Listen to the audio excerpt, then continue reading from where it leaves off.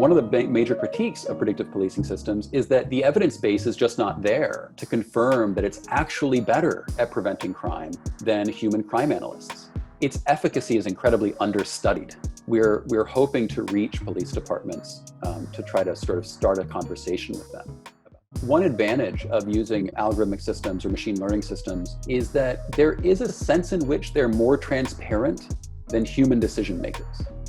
Now, people often talk about sort of the opacity or the lack of scrutability of these systems, but you do know, for instance, in the case of the risk scoring algorithm Compass that scored the risk of reoffending for defendants, that the information about what factors go into that risk scoring are publicly available. So you know what factors go into that system.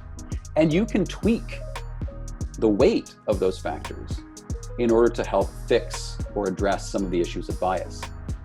That is in some ways an improvement over human decision makers because we don't know really what's going on in, say, a judge's head. That is a sense in which we might hope that algorithmic systems can improve on human decision making.